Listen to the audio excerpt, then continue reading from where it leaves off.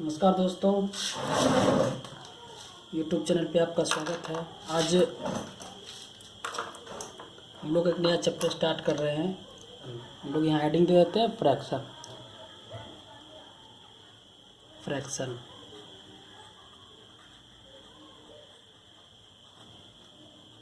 Fraction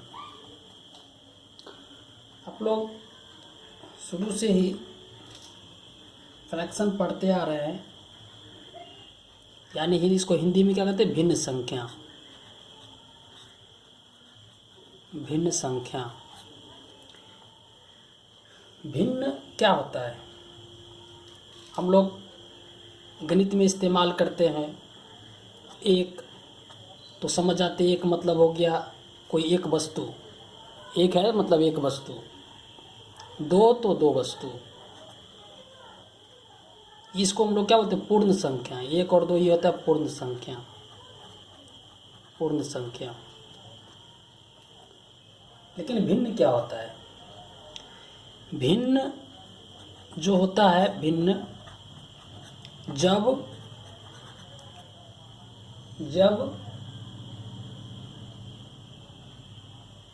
किसी पूर्ण संख्या, जब किसी पूर्ण के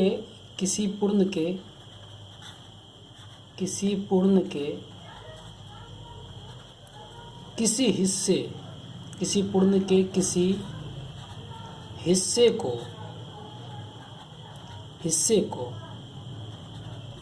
भिन्न कहते हैं। भिन्न कहते हैं। पूर्ण के किसी हिस्से को भिन्न कहते हैं। कोई पूर्ण संख्या हो, जैसे हम एक एग्जाम्पल लेते हैं। जैसे मान लीजिए कि ये एक केक है। ये मान लेते हैं ये केक है, केक। अब हम लोग इस केक का 3 टुकड़ा कर देते हैं। एक, देखो 1 2 3 टुकड़ा कर दिए। यहाँ कहेंगे कि मोहन केक का 3 टुकड़ा किया, जिसमें से एक हिस्सा खा गया, एक हिस्सा खाया। तो कितना खाया बताइए? कितना खाया? हम लोग बोल सकते एक हिस्सा खाया। कितना खाया? तो इसका आंसर क्या होगा? आंसर होगा एक हिस्सा। एक हिस्सा खाया। अब एक हिस्सा, ये तो भाषा में हो गया, इसको मैथमेटिक्स में कन्वर्ट करेंगे तो एक हिस्सा खाया मतलब 3 हिस्सा में एक हिस्सा खा गया, ये हिस्सा खा गया। तो इस हिस्सा का क्या नाम होगा? इस हिस्सा का नाम होगा, जब हमने इसको टुकड़ा किया तो अब वो एक नहीं रहा, अब वो 3 टुकड़ा हो गया। तो जितने टुकड़े वो टोटल को नीचे और जो हिस्सा खाया उसको ऊपर, ये हो गया भिन्न। ठीक है, एक हिस्सा इतना खा गया, समझ गए? अब पूछो कितना हिस्सा बच गया? बचा हिस्सा अगर पूछा, बचा हिस्सा तो बचा हिस्सा कितना है? 1 2, यानी 2/3। ठीक है, 2/3 हो गया। यहाँ से एक नोट निकलता है, नोट। तो खाया हिस्सा और बचा हिस्सा, खाया हिस्सा प्लस बचा हिस्सा बराबर कुल हिस्सा। जो हिस्सा खा लिया और जो हिस्सा बच गया, दोनों मिलाकर कुल इसका हिस्सा हो गया। कुल हिस्सा खाया कितना? 1/3। बचा कितना? 2/3। तो देखते हैं कुल कितना हिस्सा बचा। तो 1/3 2/3 को अगर हम लोग भिन्न का जोड़ लेंगे तो आ जाएगा 3/3 यानी 1, यानी कुल हिस्सा का मान क्या हो गया 1। तो यहाँ से निष्कर्ष निकलता है कि कोई भी भिन्न के प्रश्न में 1 का मतलब कुल हिस्सा होता है। भिन्न के प्रश्न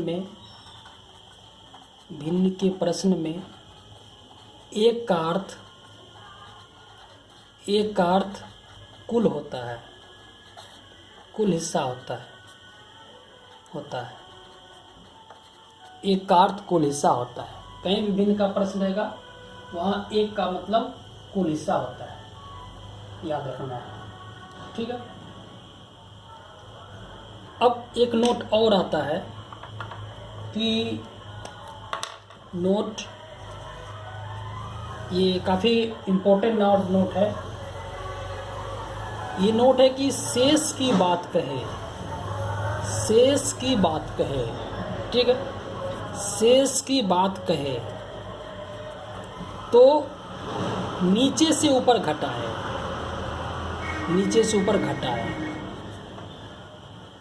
ये कौन सा नोट है, जरा इसको समझने का प्रयास करते हैं। जब भी किसी प्रश्न में शेष की बात कहे तो नीचे से ऊपर घटाएंगे, ठीक है। तो इसका मतलब हुआ कि जैसे यहाँ पे अभी ऊपर था, खाया वाला हिस्सा कितना था, ऊपर से देखा जाए ये केक था, इसको हमने 3 हिस्सा किया, 1 2 3 हिस्सा है। अब अगर एक हिस्सा खाया, मान लीजिए खाया हिस्सा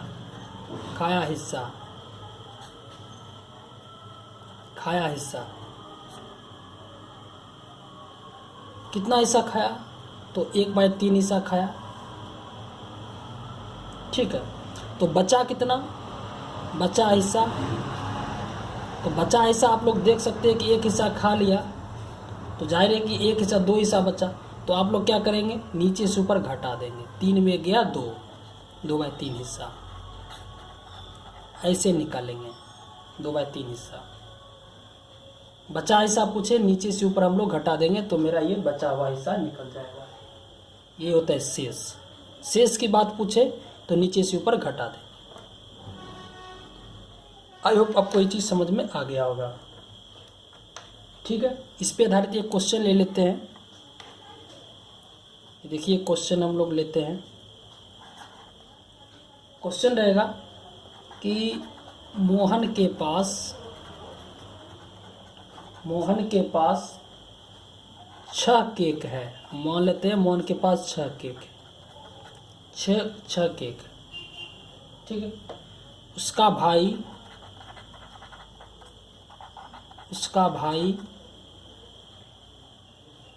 कुल केक का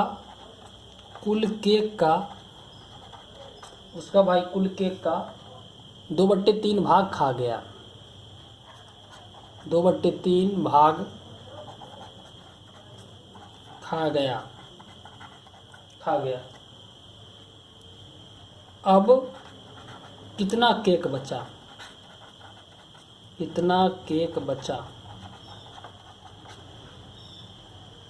बताइए इसका हल कैसे करेंगे।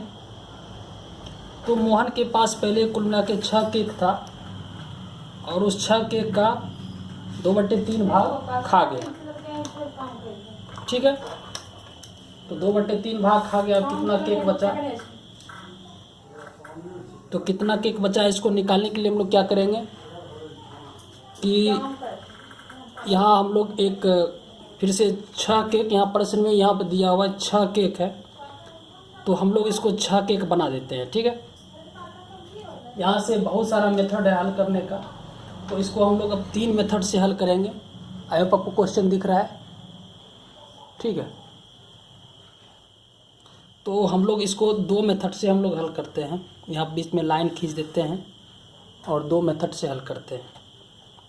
6 केक है, 1 2 3 4 5 6, 6 केक।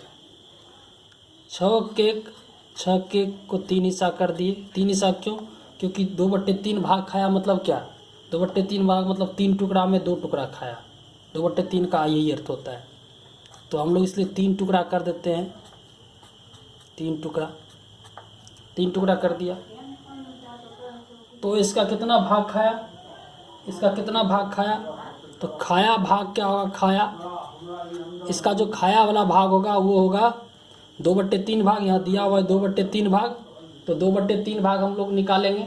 2/3 भाग कैसे आएगा, तो 2/3 भाग निकालने के लिए यहाँ पे इसका 2/3 भाग खा गया, और चूँकि इसका अगर 2/3 का भाग खाया तो केक कितना है, कुल के 6 केक है। तो 2/3 भाग खाया तो 2/3 इसका भी खाया, 2/3 इसका भी खाया, 2/3 इसका भी खाया, ठीक है, प्लस 2/3 इसका भी खाया, 2/3 इसका भी खाया, 2/3 इसका भी खाया। तो इसको हम क्या बोल सकते हैं, खाया वाला 2/3, 6 केक था। तो देखिए यहाँ क्या निकल गया, यानी कि दूधनी 4 केक, 4 केक खा गया। सबका अगर 2/3 2/3 2/3 खा जाए 6 बार तो टोटल 4 केक हो जाएगा। आप भी इसको देख सकते हैं, 3 भाग में 2/3 इसका भाग खा जाए तो ये 4 केक खा गया। बचा कितना,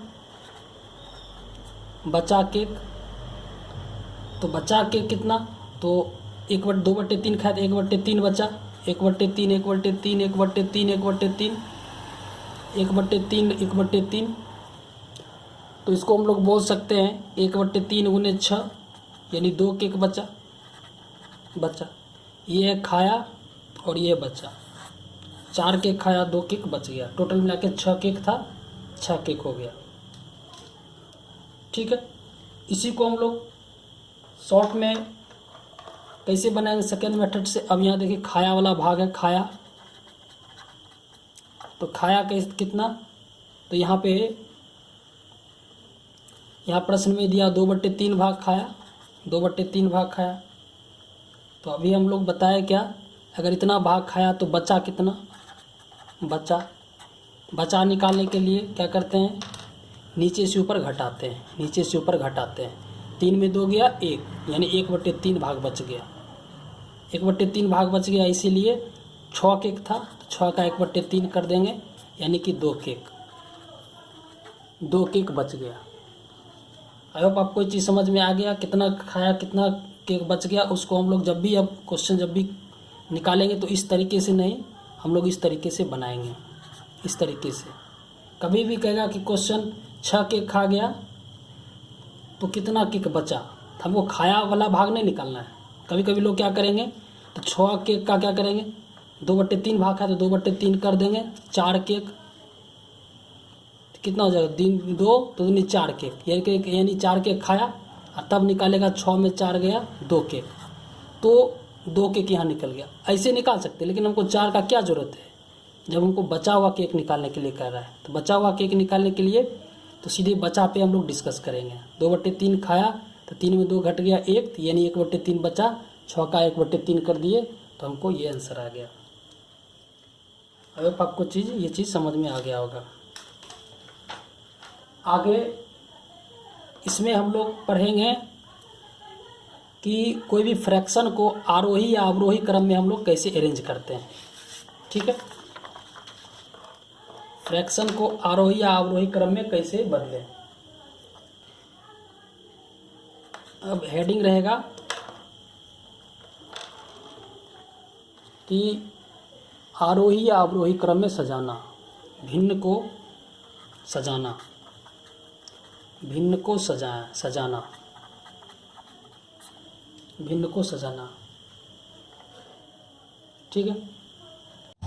भिन्न को सजाने के लिए हम लोग यहाँ पे कुल मिलाकर के 1-2 मेथड नहीं, हम लोग कुल 6 मेथड देखेंगे, 6 मेथड देखेंगे। क्योंकि कोई क्वेश्चन एक मेथड से जटिल हो जाता है तो हम लोग दूसरा मेथड का यूज करते हैं, दूसरा मेथड से जटिल हो जाए तो तीसरा मेथड का यूज करते हैं। तो कुल मिला के 6 मेथड है। हम लोग कोई फ्रैक्शन ले लेते हैं और देखते हैं कि 6 मेथड किस किस टाइप का मेथड है। तो सबसे पहले हम लोग कोई क्वेश्चन ले लेते हैं, जैसे क्वेश्चन आपको रहेगा 3/4, 5/6, 7/8। इसको कहेगा फ्रैक्शन में कैसे सजाएंगे। तो फर्स्ट मेथड इसको रहेगा, फर्स्ट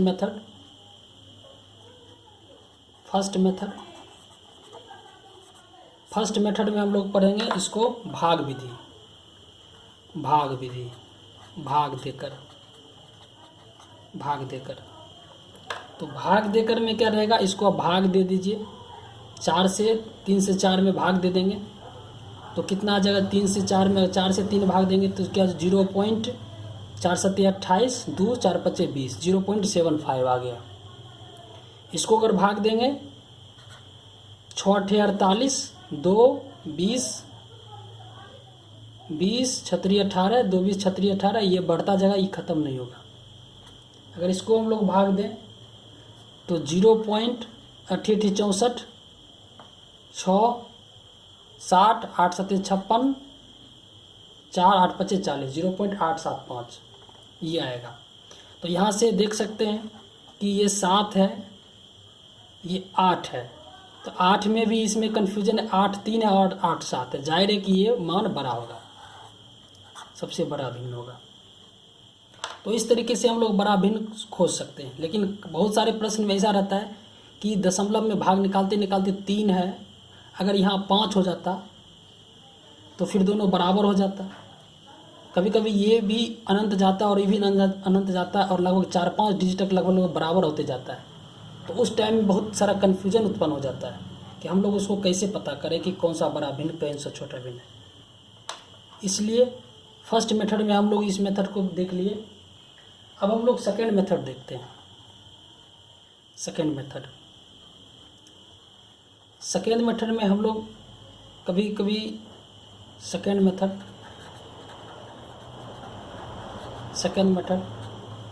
मेथड में हम लोग एलसीएम निकाल करके बनाएंगे।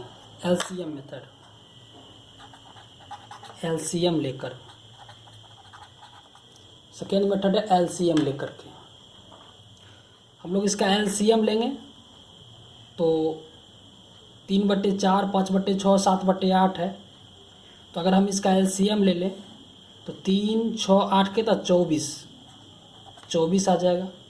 4 6 18 6 4 5 20 8 3 7 21। तो यहाँ से जाहिर है कि इस क्वेश्चन में क्या हो गया, ये बड़ा हो गया तो सबसे बड़ा ही भिन्न हो गया। सेकेंड मेथड में आप लोग इस ढंग से इस्तेमाल करके बना सकते हैं। हम लोग यहाँ पे आंसर लिखे तो यहाँ क्वेश्चन फिर भी लिख देते हैं। 3/4 5/6 7/8 था, इसका ये हुआ। ठीक है। अब थर्ड मेथड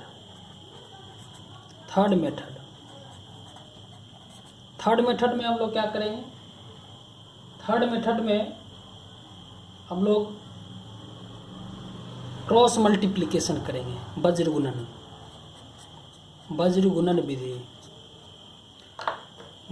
विधि में हम लोग क्या करते हैं कि इस टाइप से हल करते। देखिए क्वेश्चन लिखा है 3/4 5/6 और 7/8। वज्र गुणन करने का तरीका है कि आप इसमें से किसी एक संख्या, जैसे आपको पहला का निकालना हो तो पहला के हर को झाँपें। ठीक है, इस हर को झाँप लेंगे और बाकी हर को अंश से गुणा कर देंगे। हर को अंश से गुणा करें, इसको इससे और बाकी को अंश से। तो 8 6 48 दिया अगर हम लोग करेंगे तो 144। इसका मान क्या है, 144। ठीक है।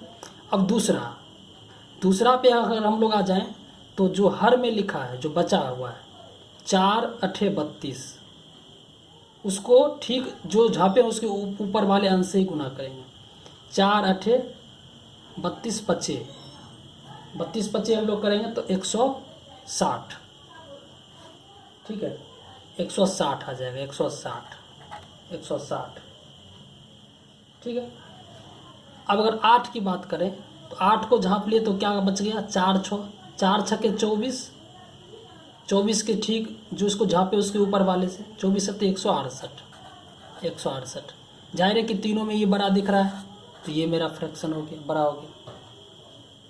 ठीक है, आप लोग समझ रहे, देखिए कैसे, अगर हम 4 को झाँपे तो कौन बच गया, 6 8, 6 को झाँपे 4 8, 8 को झाँपे 4 6। अगर इसको झाँपेंगे तो नीचे वाले को ठीक इसके ऊपर से गुना करेंगे, इसको झाँपेंगे तो बचे वाले को ठीक ऊपर से गुना करेंगे, इसको झाँपेंगे तो बचे वाले को ठीक ऊपर से गुना करेंगे, तो ये मान आ जाएगा। अब आपको ये चीज़ समझ में आ गया होगा, इस ढंग से आप लोग निकाल सकते हैं थर्ड मेथड से। फोर्थ मेथड में हम लोग पढ़ेंगे कि अंश और हर का डिफरेंस कर। ठीक है, अंश और हर में अंतर करके हम लोग जानेंगे कि कौन सा बड़ा कौन सा छोटा है। देखते हैं। अब देखिए कि 3/4, 5/6 और 7/8, इसमें क्या डिफरेंस है आप देखिए। आज देखिए 3 में 4 में कितना डिफरेंस है, 1 का डिफरेंस है। 6 में 5 कितना, 1 का है। 8 में 7 कितना है, 1 का डिफरेंस है। तो नोट ये है कि यदि अंश और हर में डिफरेंस समान हो, ठीक है, डिफरेंस समान हो, अंश और हर में डिफरेंस समान हो, तो जो अंश बड़ा है, जो अंश बड़ा है वही बड़ा होगा, सीधी सी बात। तो इसमें से कौन, आपको हर नहीं देखना है, 3 5 7 में कौन बड़ा है, 7 बड़ा है, इसलिए इसका आंसर क्या हो जाएगा, सबसे बड़ी 7 हो जाएगा। 7 मतलब 7/8 हो जाएगा बड़ा सीधा। 4 में 3 का डिफरेंस 1, 6 में 5 का डिफरेंस 1, 8 में 7 का डिफरेंस 1। अगर दोनों का डिफरेंस सबका समान हो तो जिसका अंश बड़ा होगा वही बड़ा होगा। ठीक है, तो इस टाइप का क्वेश्चन को इतने रूप में पढ़ने से बेहतर है कि पहले हम लोग ये चेक कर लें कि तीनों में कौन सा किसका डिफरेंस अगर सेम है तो ये मेथड हम लोग अपनाएंगे। ठीक है, और एक 6th मेथड है, 5th मेथड। अगर 5वीं विधि देखा जाए तो यहाँ 5th मेथड लिख देते हैं। ठीक है, 5th मेथड में हम लोग क्या करेंगे कि दोनों का डिफरेंस, यहाँ तो दोनों का डिफरेंस समान है। अगर यहाँ पर डिफरेंस समान ना हो तो, जब डिफरेंस समान नहीं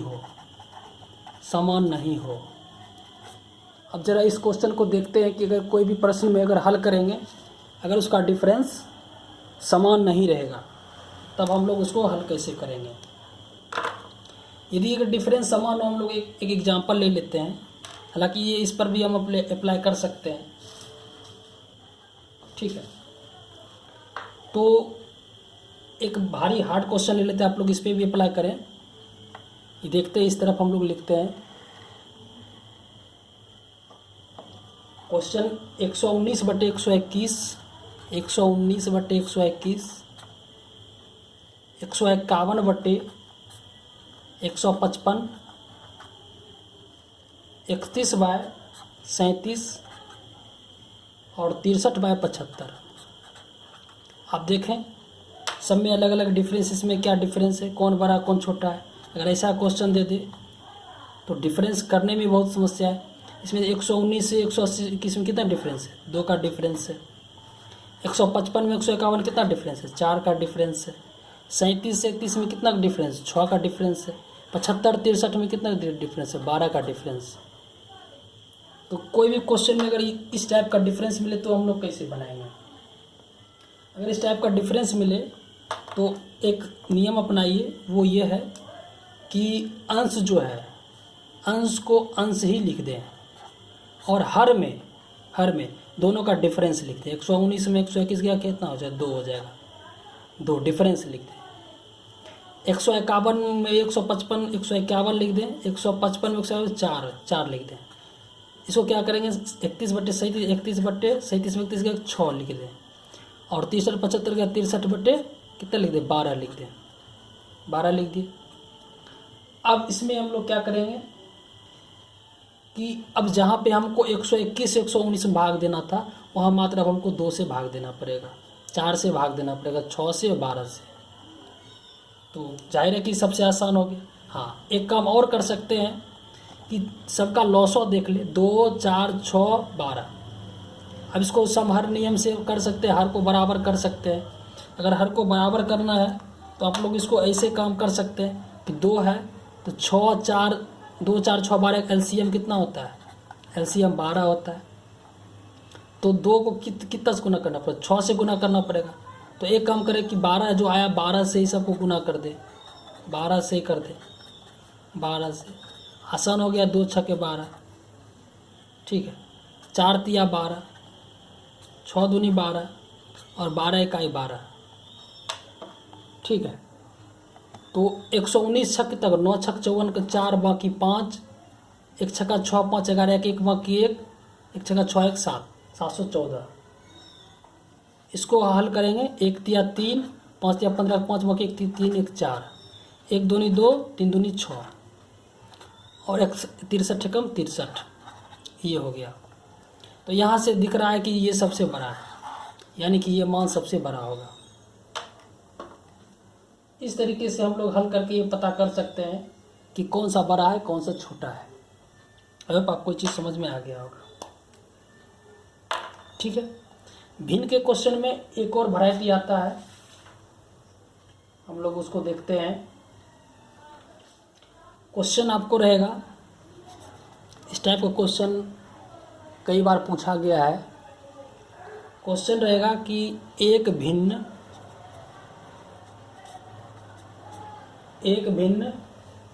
जिसका हर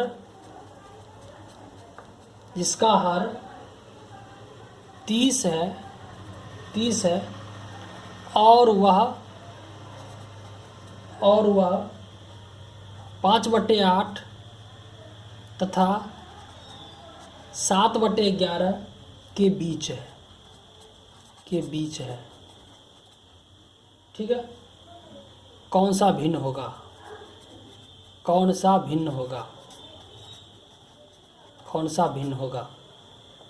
कैसे बताएंगे। ऑप्शन, इस टाइप के क्वेश्चन में ऑप्शन दे देगा, ठीक है। आप डायरेक्ट मारना चाहेंगे तो मुश्किल हो जाएगा, ऑप्शन के हिसाब से अगर रहेगा तो आप लोग ऑप्शन के हिसाब से मार सकते हैं, बेहतर रहेगा। ऑप्शन हम लोग यहाँ लिख देते हैं, 18/30, ठीक है, 19/30, 20/30, या आपको दे देगा 21/30। देखिए बेहद आसान है, आप लोग क्या करें, 5/8 है 5/8 लिख दें और 7/11 7/11 लिख दें। यानी कि क्या कहता है कि इस दोनों के बीच में ही वो संख्या होगा।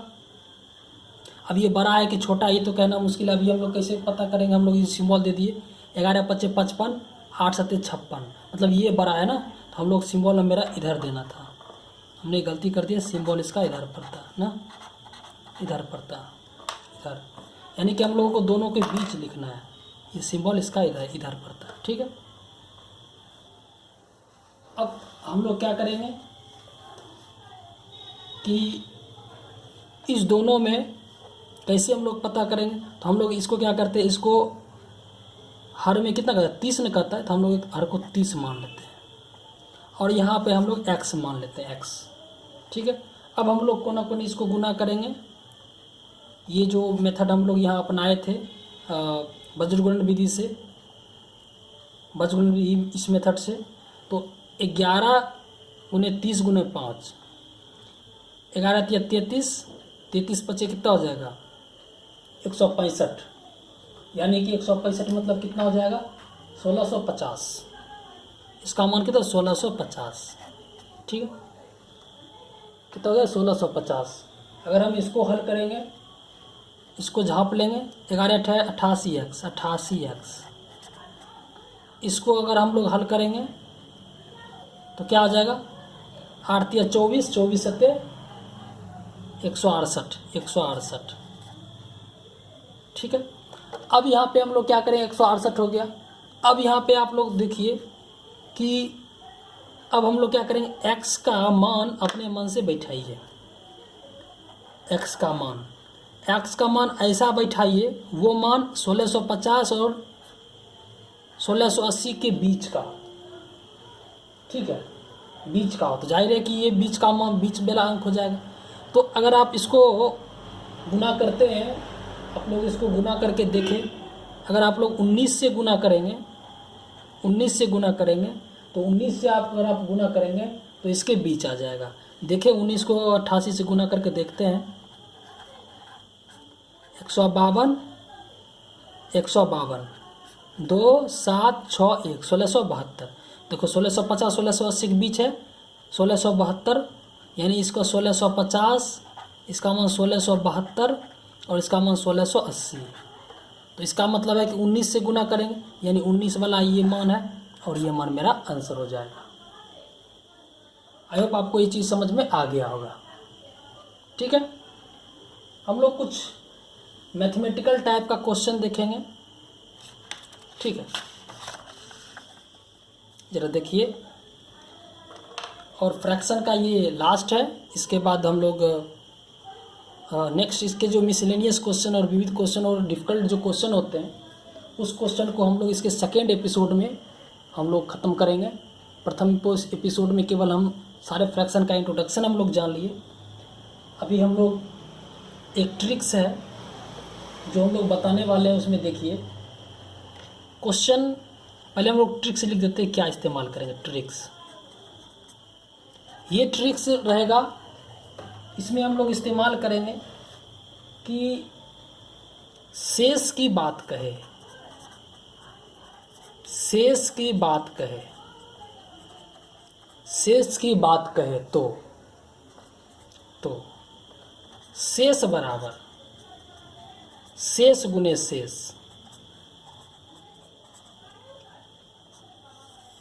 शेष बराबर शेष गुने शेष, यानी कि शेष को शेष से गुना करके शेष के बराबर कर दें। ठीक है, शेष को शेष से गुना करके शेष के बराबर कर दें। अगर शेष की बात कहें तो इस तरीके से हम लोग हल कर सकते। देखते हैं क्वेश्चन, देखते हैं क्वेश्चन। आपको ये क्वेश्चन दे देगा कि मोहन के पास, ठीक है, मोहन के पास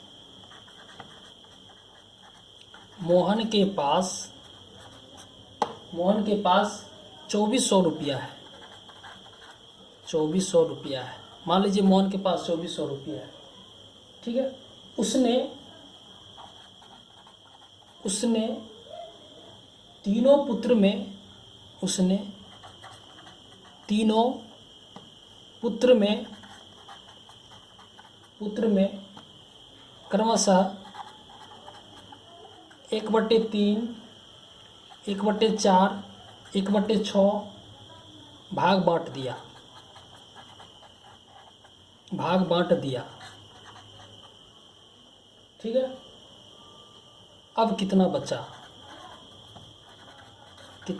देखिए कितना बचा पूछ रहा है, कितना बचा मतलब कितना शेष बचा। तो हम लोग इसको कैसे हल करेंगे, तो पहले बचा की बात कर रहा है तो हम लोग पहले कितना खर्च किया हम लोग ये निकाल लेंगे। ठीक है, तीनों पुत्र में इतना बांट दिया, तो बांट दिया तो खर्च कितना हो गया,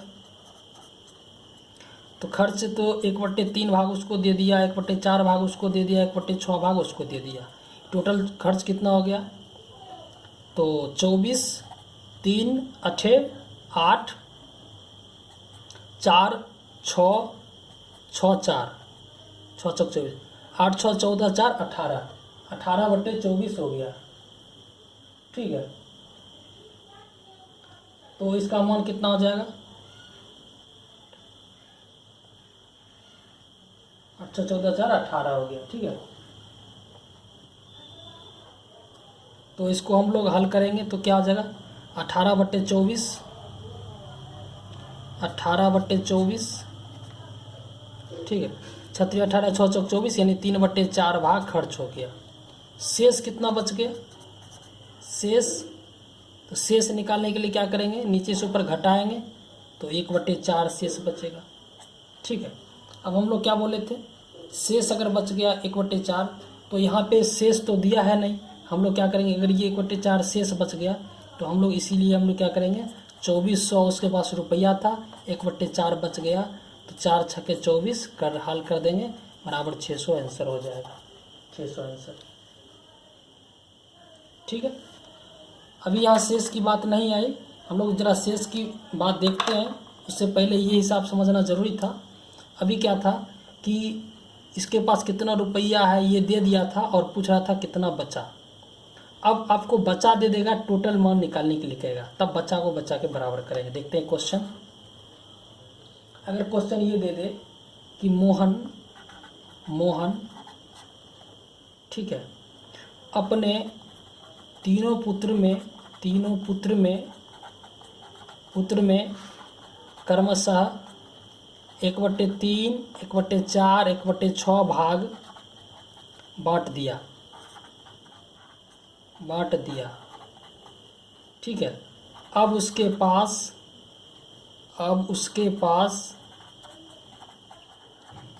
पास ठीक है, यहाँ पर देख रहे हैं बांट दिया। अब उसके पास हम लोग यही आंसर ले लेते हैं 600, ठीक है। 600 रुपया बचा, 600 रुपया बचा, 600 रुपया बचा। तो शुरू में मोहन के पास कितना था, कितना था। अब बताइए मोहन के पास कितना था। तो हम लोग इसको कैसे बनाएंगे, हम लोग इसको बनाएंगे कि इतना भाग बांट दिया तो खर्च यहाँ देखे हैं कि खर्च निकाले तो कितना आया था। तो खर्च तो यही करेंगे ना, सबको जोड़ेंगे, 1/3 प्लस 1/4 प्लस 1/6, हमको कितना आया था 18/24, 17 18 6 चौक 24, 3/4 आया था। ये खर्च हो गया। शेष कितना बच गया, शेष बच गया था 3/4 खर्च हुआ, 1/4 बच गया शेष। अब सूत्र क्या है, शेष को शेष के बराबर करें। देखो ये भी शेष है और यहाँ भी दिया है उसके पास इतना रुपया बचा, ये भी शेष है, ठीक है। तो टोटल तो दिया नहीं तो शेष बच गया। तो हम लोग क्या करेंगे, शेष बराबर शेष, ठीक है। शेष कितना है यहाँ पे 1/4 है और बराबर यहाँ शेष कितना 600। तो 4 से काट देंगे, सॉरी गुना कर देंगे, 6 चौक 2400। यहाँ पे हमको टोटल मान 2400 निकल गया। तो शेष बराबर शेष हो गया। अभी शेष गुने शेष बराबर था तो थोड़ा क्वेश्चन और थोड़ा जटिल देगा, तो शेष गुने शेष भी आ जाएगा। हम लोग एक नया लास्ट देखते हैं क्वेश्चन, शेष गुने शेष किस प्रकार करते हैं। अभी शेष बराबर शेष हो गया, ठीक है। एक लास्ट क्वेश्चन देखते हैं।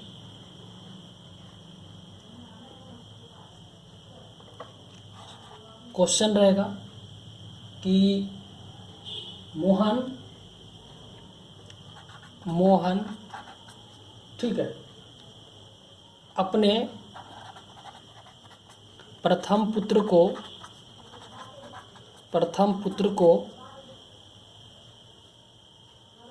1/4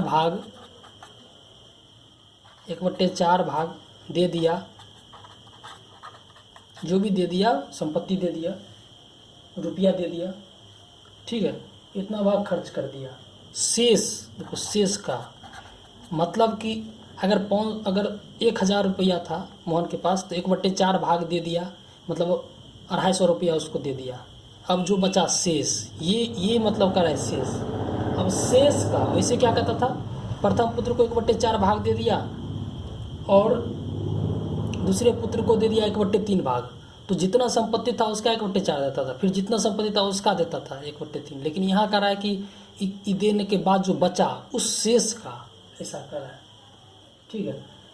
इतना भाग दे दिया, उसके बाद कह रहा है कि शेष का 1/2 भाग दूसरे पुत्र को दिया, 1/2 भाग किसको दिया, दूसरे पुत्र को दे दिया, ठीक है। अब उसके पास 900 रुपया बचा, 900 रुपया बचा। प्रारंभ में मोहन के पास कितना रुपया था, कितना रुपया था। अब बताइए इसको हम लोग कैसे हल करेंगे। प्रारंभ में उसके पास कितना रुपया था। तो इसको हल करने के लिए देखिए हम लोग क्या करेंगे कि 1/4 भाग दे दिया, ठीक है, दे दिया 1/4 भाग, ठीक है। प्रथम पुत्र को प्रथम को दे दिया 1/4 भाग दे दिया। शेष कितना बचा, 1/4 भाग दे दिया तो 3/4 भाग बच गया, इतना रुपया बच गया, ठीक है। अब कहता है कि शेष का 1/2 भाग, शेष का, ठीक है। अब कह रहा है कि दूसरे पुत्र को कितना दिया, दूसरे पुत्र के जो शेष बचा उसका कह रहा है कि आधा भाग, यानी 3/8 भाग दूसरे पुत्र को दिया। अब शेष कितना बचा ये बताइए। अब शेष कितना बचा, पहले पुत्र को 3/4 भाग दे दिया, 1/4 भाग दिया, इतना बचा। अब दूसरे पुत्र को क्या किया कि जो राशि उसके पास बचा था उसका आधा भाग दूसरे पुत्र को दे दिया, मतलब इतना दे दिया। यानी कि पहले पुत्र को इतना दिया था, दूसरे पुत्र को इतना दे दिया, तो टोटल खर्चा कितना हो गया। तो टोटल खर्चा निकालने के लिए हम लोग क्या करेंगे, इस दोनों को आपस में हम लोग घटा देंगे, क्योंकि इतना दे दिया, अब इतना में से दूसरे को इतना दे दिया, तो शेष हम लोग क्या करेंगे 3/4 में से 3/8 घटा देंगे। तो 4 8 का 8 हो जाएगा, 2 तिया 6 माइनस 3 मतलब 3/8, शेष भाग 3/8 बच गया। अब देखिए तो 3/8 शेष बराबर शेष, तो 3/8 शेष बच गया, शेष बराबर शेष करेंगे तो यहाँ पर शेष कितना बच गया, 900 रुपया बचा, 900। तो 3 से काट देंगे, 300 बराबर 2400, प्रारंभ में 2400 रुपया बचा, इसके पास प्रारंभ में 2400 रुपया था। तो इसको अगर हम ट्रिक से बनाना चाहेंगे, ट्रिक से, तो क्या है, शेष बराबर शेष गुना शेष, ठीक है। क्या है ट्रिक्स, क्या है, शेष गुना शेष बराबर शेष। तो शेष इसका कितना है, यहाँ देखिए प्रथम पुत्र को 1/4 भाग दे दिया, तो 1/4 भाग दे दिया तो 3/4 शेष बचा, गुना दूसरा 1/2 भाग दे दिया तो शेष कितना बच गया, फिर 1/2 भाग बच गया, और शेष गुना शेष हो गया, कितना 900 रुपया बचा, तो 900 रुपया भी शेष बच गया। तो शेष गुना शेष बराबर शेष हो गया। अब हम लोग इसको हल करेंगे तो क्या आ जाएगा, 3/8 बराबर 900, यहाँ भी देखिए 3/8 बराबर 900 था, यहाँ से डायरेक्ट हो गया, ये हमको इतना करना ना पड़ा। अब इसको हम लोग हल करेंगे तो 3 से तिया 300, 308 2400 हो गया आंसर। तो इस तरीके से आप लोग हल कर सकते हैं, इसको बना सकते हैं, ठीक है। आई होप आपको ये चीज़ समझ में आ गया होगा, ठीक है, ओके।